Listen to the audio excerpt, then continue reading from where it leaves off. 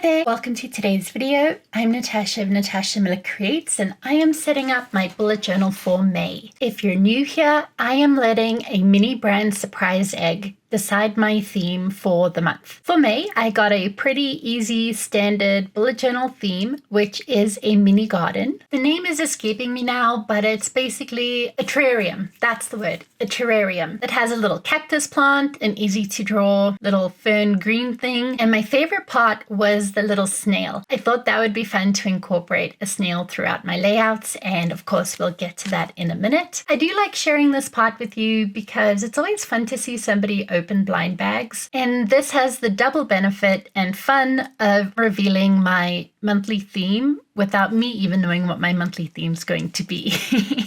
I will confess that there is a time difference between when I first opened the egg and when I set up my bullet journal. It's just the way my life is. Unfortunately, I can't just sit down and do it all at once. And I'm also happy to report that I've already opened the blind egg for June and I filmed my reaction to it, so you will have that to look forward to. Make sure to subscribe and sign up for notifications when you see that drop. I'm actually really excited. It's possibly one of my more unhinged themes I've done. But let's get into my May bullet journal setup. I decided to do something a bit different, and that is to do my hand-lettered cover page actually in my journal. Normally I choose to do it in Procreate, but I got to go down a memory lane, if you will, of my lettering, and I realized how much I miss physical hand lettering instead of digital hand lettering. And so I thought it would be fun to do it in my bullet journal instead of digitally. And it was great. I pushed myself out of my comfort zone. I added details I normally wouldn't, and I'm really happy with how it turned out. You saw me briefly working with a piece of tracing paper. If you're lettering in your notebook, having tracing paper is so clutch. It allows you to move letters without starting all over again from scratch. You just saw me pull out my tracing paper there again, and it's just convenient. And yes, sometimes you put so much effort into constructing your letters that it's really painful to have to undo everything and start again. And by using tracing paper, it's the real life version of undo. So now I'm adding color to my lettering piece, and I am using Archer and Olive acrylographs. I will put in my disclaimer here. I do work for the company and I am an affiliate for them, but I will be honest and say the acrylographs was probably one of the reasons why I started working for Archer and Olive in the first place. It's a long story and part of my lore. Maybe one day I'll share that, but for now, all I'm going to say is I really do love the acrylographs. They're a paint pen. I know there are a lot of different paint pens on the market. There's Posca, of course, Artistro. There's also Ohuhu. They have paint pens as well, but I really do enjoy using the Archer and Olive ones. I feel they all have their positives and their negatives. However, I'm lucky enough to have every Archer and Olive acrylograph set. Some I've purchased, some I've been given, but I definitely have a ton of them. So having those color options is just really great for me. If I didn't have the color options I do, I would mix gouache paint and create the same effect with gouache paint, but the paint pens just go a lot faster. I'm adding in my details to my background. The original color palette I chose had a bright orange, which I wasn't sure was going to work for me, but going back and looking at it, it actually works out quite well. And here I am adding color to my terrarium using Archer and Olive paint pens. I'm using two different colors and I'm just going in with a paintbrush to blend them and add some depth and dimension. As you can see, it comes together really well and it's actually really fun to do. I definitely made more time for setting up my bullet journal for May. April, that was really lacking and I really did not like how my April setup turned out. So I am feeling a lot happier with this one, and this is more in line with what I enjoy doing. May is going to be another busy month for me, but I am super excited. There's some fun stuff. We're going on a mini road trip. We have swim meets, of course, and then I have a work trip that I'm actually super excited about as I get to hang out with some of my favorite people in the whole world. And it's really cool that I get to say that because there are some really clutch people, but I will talk more about that in my next setup. If you'd like to see a more in-depth tutorial on how you can use the acrylographs, let me know down below and I will be happy to put a video together. I've already linked some videos about my experience with the acrylographs that you can check out. Yes, I work for the company, but like I mentioned earlier, it's probably one of the biggest reasons I ended up trying to work there.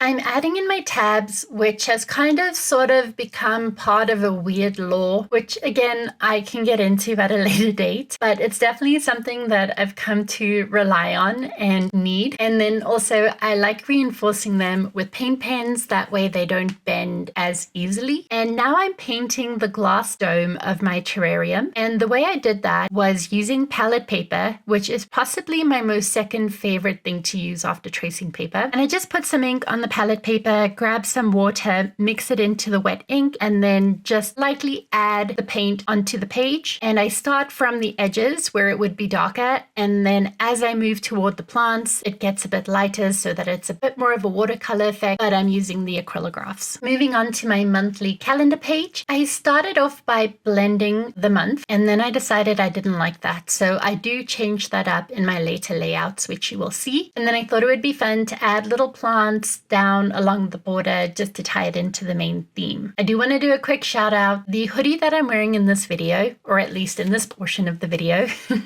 is actually a weighted hoodie, which I love so much. One day I had a really rough day, and when I was done working, I put on my hoodie and I lay on the couch, and it was really nice. So I thought if I was having a bad day, just to wear the hoodie even while I was working. And I'll be honest with you, it slowed me down a lot. I was dragging, and weirdly enough, I was starting to get a little bit of neck pain. Once I took the hoodie off, the neck pain went away. All I learned from this was maybe don't wear this while working. I do love having it, and it did make a difference that day when I was lying on the couch and I needed it. So yes, I do enjoy this hoodie, but not to wear while working. I added my snail to the top of the page because it's super cute. And then I'm just going in and adding the more functional pieces of my calendar page. For the notes section, I take notes for anything specific for that week. So for example, if there's something I absolutely have to get done, but it's not on a specific day, that's where I'm going to use that notes section. As I say that, I'm just remembering something that I need to put down and get done for May. So in my bullet journal it goes. This next page is my monthly overview page, and this is where you see me using a different coloring technique for my headings. I do a half and half, and I really like the effect of the top of the monthly being light, the bottom of the monthly being dark, and then the top of the overview being dark and the bottom being light. I thought it tied the two words together really well, so I was happy with that effect. So my monthly overview page is where I tie back into my overall focus. So I capture my important dates for both work and personal, and then my art licensing to-dos, my goal focus, and then my project action steps. So when I go back to the bullet journal setup at the beginning of the year, I captured some projects that I wanted to work on. And the idea here is to highlight the action steps that I want to work on for this month. And then also same with goal focus, to highlight the goals that I want to work on this month. I will be honest with you, I have fallen off in terms of using this and staying on task. I was good about it in January and February, and I feel it's kind of standard in the bullet journal planner community to kind of fall off the habit come April. It even happens to the bigger accounts as well. And it's kind of something that it happens, it is what it is, and just working on building that habit to stay focused. And that's something I really need to work on. The fact that I had burnout in January didn't help either, but I'm really hoping to get back to it and back on track with where I want to be on my projects and my goals. You'll see shortly on the right hand side is a grid that I draw, and that is for my habit tracker. I used to do my habit trackers weekly. I decided to do them monthly just so that I can see patterns more easily. Again, I've not been great about using it, but May's going to be a bit more of a reset month for me in terms of how I use my bullet journal, or that's what I'm hoping. And it's funny I choose May because May is actually a really busy month for us, but that's okay. As you can see, I added my snail. As I mentioned earlier, once I opened that snail and he popped out of that blind bag, I knew he was going to be a major feature in my monthly setup because he's just so cute. And yeah, overall, I'm really happy with how this page turned out. And as you can see, that's how I end up doing the headings for the rest of the setup. And I go back and I redo the heading on my calendar page. For my section headings, I'm just using my gold acrylograph, which again ties into my snail shell and then the little bit of gold that I did on the cover page when I did the heading and the plates for the cover page. for my fine liners, I actually am using the Tom Studio Lumos Pro pen. It is absolutely one of my favorites. I do a lot of work with them and it's been really great. They're so fun to work with and I really do love their products. And so I rely on the 1.0 tip when I do my outlines, and then I will use the smaller tip for headings and for when I do my numbering in my calendars and on my habit tracker. This is my newer layout. It is my due date calendar. My due date calendar is for the days of the week, Monday through Friday. I've mentioned in previous videos that I'm really trying to get my contract work done during the week so that I have more time on the weekends to do what I want to do and spend more time on my work. So therefore, I only have Monday to Friday. And on the left-hand side of the page, I'm labeling the weeks. And the idea here is that I have a color code for the different areas that I have work to do. And I actually use my Zig dot markers for this and I actually really like them. I will do a video about them because they're super fun. They've been around for forever, but you know, I can give my 2 cents. So I'm adding in my headings. I will show you how I'm using this layout one day. It's got sensitive information on it, so as soon as those items have passed, I can show you how I'm using this page. This will be my 3rd month using it. Like I said, I didn't use my bullet journal very much in April. I'm paying for it now because I misscheduled a whole bunch of things, but that's okay. As I said, I'm getting back on track for May, and hopefully one day I can share with you how I'm using that layout. And now I'm just flipping back and forth between my due date calendar and my monthly calendar to make sure I'm writing down the dates correctly. And I've been chuckling throughout this entire editing process, since when I say due date calendar, it sounds like I'm pregnant and I'm talking about when the baby's due, but no, it's for multiple due dates that I have based on contract work that I'm doing. So yes, not to be confused with pregnancy, but rather productivity, I guess. I'm now moving on to my weekly setups. This layout I've been using probably for about a year now, and I really enjoy how this works for me. On the left-hand side, I have my dailies. On the right-hand side, I have my to-do list. So on the left-hand side, I'm capturing my appointments and any activities that we have going on. And then on the right hand side, just a place to jot down my to-dos. I've mentioned again in the past, it's based on the Alistair method, but it's so broken down into what works for me that it just looks like a generic to-do list. But in my head, it works like an Alistair method.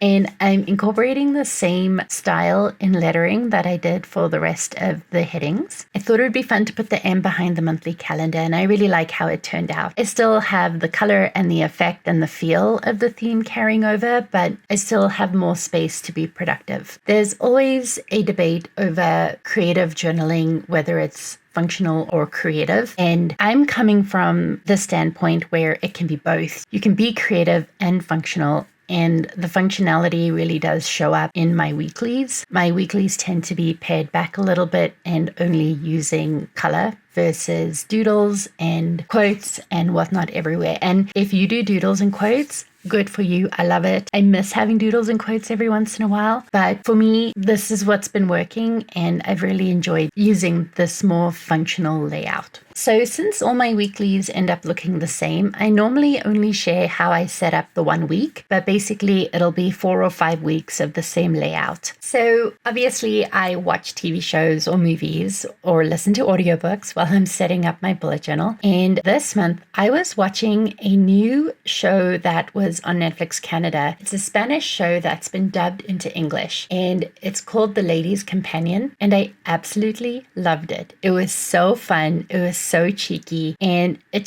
didn't take itself seriously, but it wasn't also like too ridiculous to the point where you weren't interested in watching. And of course it ended on a cliffhanger, and so now I can only hope that it comes back and I get to watch at least a season 2, or at least watch the resolution of the storyline.